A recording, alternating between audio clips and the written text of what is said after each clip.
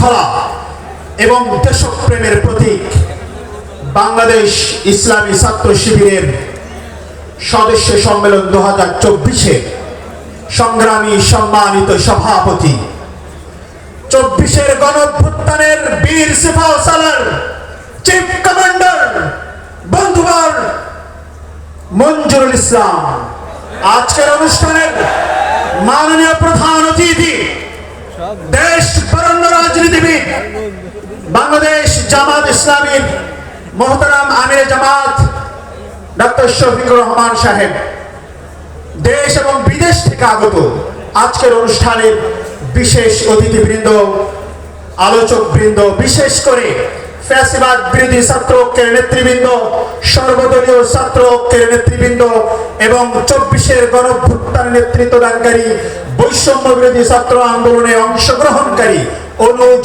অগ্রজ প্রিয় ছাত্র সমাজ, কথাবার্তা খুবই পরিষ্কার।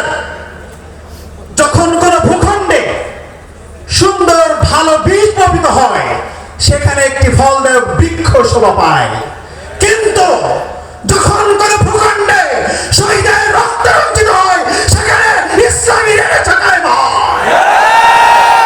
কাজেই মনে রাখতে হবে, যারা জুজুর ভয় দেখাচ্ছেন আমরা আল্লাহ তাআলার এই বাণী পাঠ করতে চাই, ওয়ালা তাহিনু ওয়ালা তাহজানু ওয়া আনতুমুল আ'লাউনা ইন কুনতুম মুমিনিন।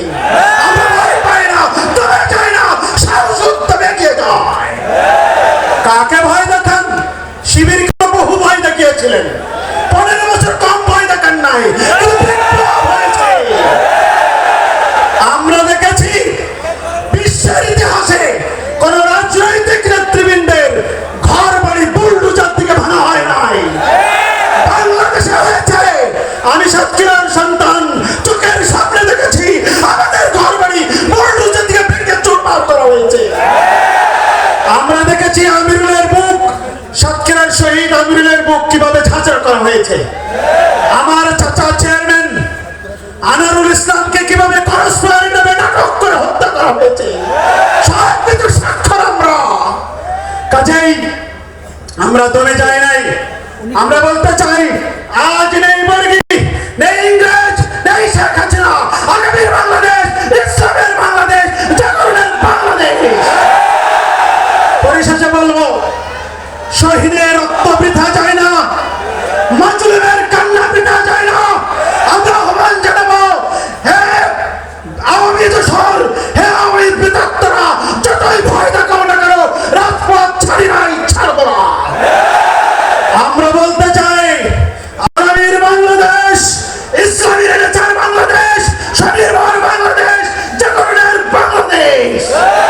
পরিশেষে শফিউল আলম প্রধানের জীবন ও যৌবনের স্বাক্ষর জাগপা ছাত্রলীগের পক্ষ থেকে সবাইকে শুভেচ্ছা এবং আজকের সম্মেলনের সার্বিক সফলতা কামনা করছি।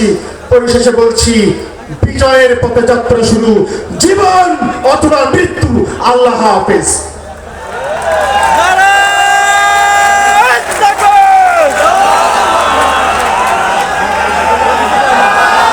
ধন্যবাদ জানাচ্ছি জনাব আব্দুর রহমান ফারুককে। এ পর্যায়ে আমাদের সামনে স্বাগত বক্তব্য রাখবেন গণ অধিকার পরিষদের একাংশের সদস্য সচিব